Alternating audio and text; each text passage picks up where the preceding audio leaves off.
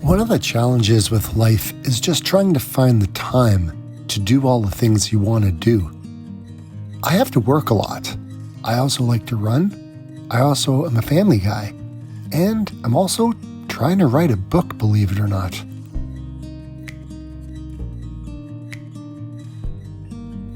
Procrastination is really real in the mornings. I've been working on a book that I'm writing.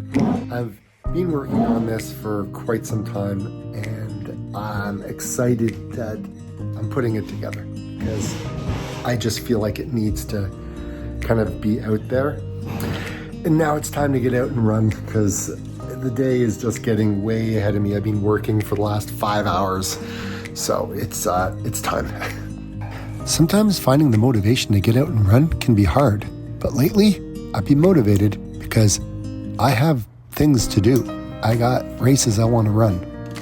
Man, writing a book is hard.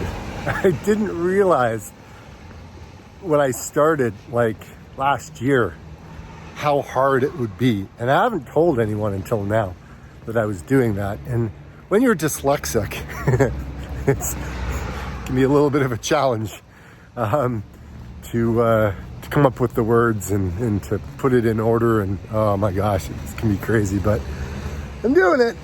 I'm writing a book. Podcast.com.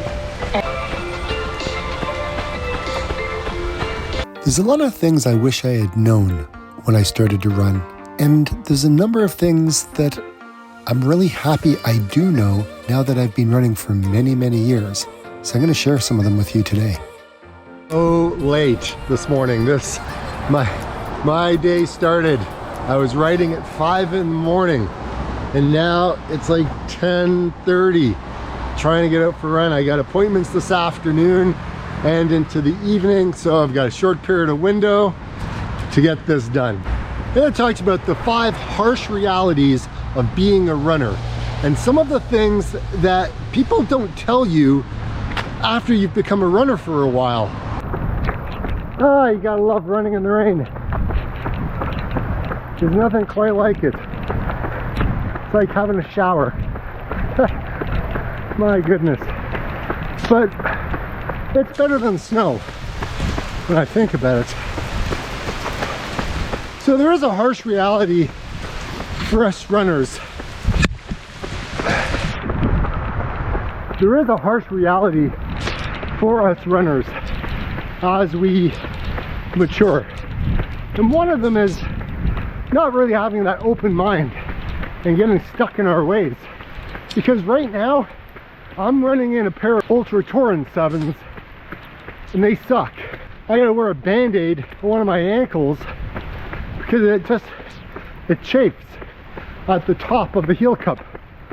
And then I didn't realize it was doing that until it was too late. I had run too many miles in these pairs of shoes. I thought I was literally just breaking them in. But it's been a month and a half now, and it's still gotta wear a band-aid. These have gotta be the worst. I gotta use the Ultra Touring 4, 5, 6, now these are 7. These are the worst ones by far. Come on, Ultra, you can do better than this. But then again, it's just my opinion, right? Other people probably love the shoe, but for me, it's not the greatest. All these opinions and all these comments are mine, and I don't justify any reason why you shouldn't buy them. Just, I don't know, do your reviews.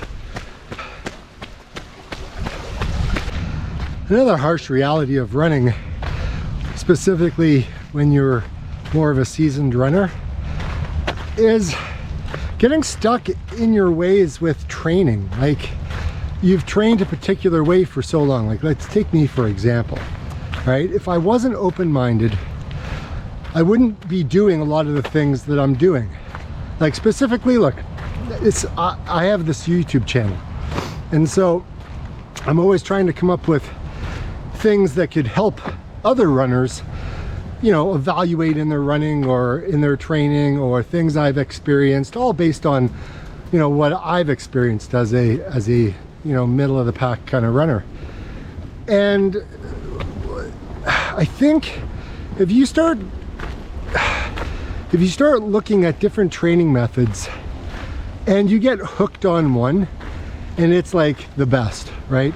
Whether it's zone 2, whether it's the Kavarvan method, whether it's the, you know, 220 minus your age, whether it's, oh, this watch is better than the other watch, or I gotta use the Maffetone method, or I'm gonna do perceived effort in my running, whatever it is, there reaches a point where your body adapts to that type of running, the kind of stimulus, and the body kind of looks at you and goes, hey, you know what? I've already kind of maximized kind of where we're at. You're not going to see much more results from what you're doing, so you may as well change something. And that's what happens when you plateau. Wow, okay, that's a really big dog. That's a really big dog. Don't really need to go that way. Yeah, I have a little bit of PTSD. I was attacked by a dog, not just once, not just twice, but 3 times.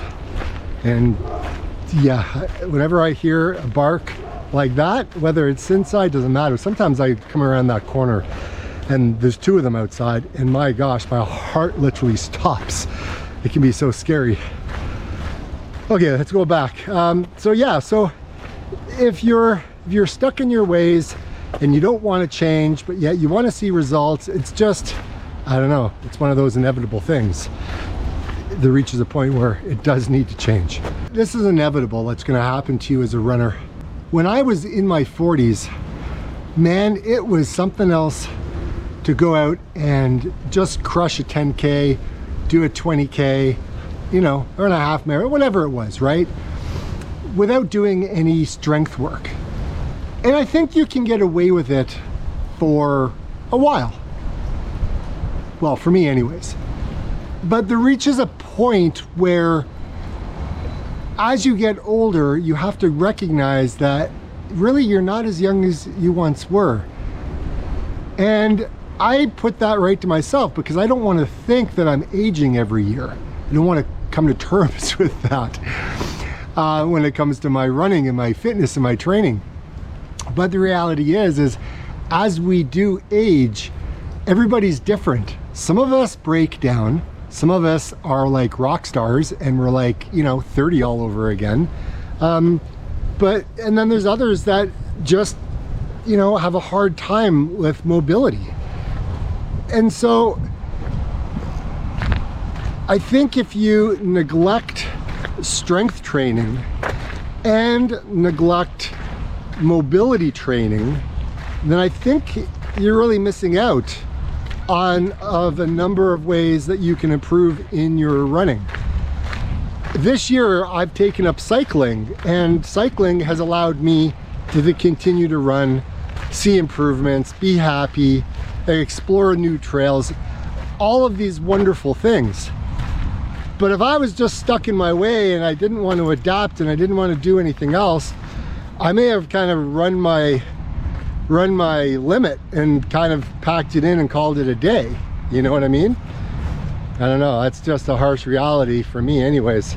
It was a wake-up call that I had to do a couple of years ago to say, hey Dave, you just got to do something a little bit different. So if you find yourself in this boat, just know that, look, it is a hard reality to kind of look at, but yeah, you know what I'm trying to say. All these harsh realities today, this is what was on my brain while I was running.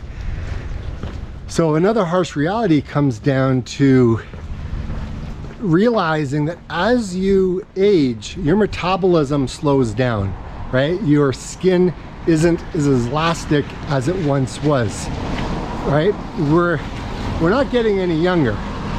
However, there are things that you can do to continue to improve and help yourself not age so fast. And this is what this book is going to be talking about. Well, one portion of it anyways. So I think, you know, we really do have to watch what we consume, because we just really can't outrun a bad diet. That's just what it comes down to. So the changes I've made have had to come from what I'm putting in my mouth, and not necessarily how long or how far I've been training. Yes, you can lose weight when you're running. However, the amount that you have to run to burn off the calories that you can eat in 5 minutes, it's a lot, right? You can really pack on the weight in really no time if you don't pay attention and don't be mindful of what you're putting in your belly. So watch what you do, because I've been down that road too many times, and I'm going the other way now. So yeah, I don't want to go back. I don't want to go back to the way I once was. And like I always say, get out and run. See you next week.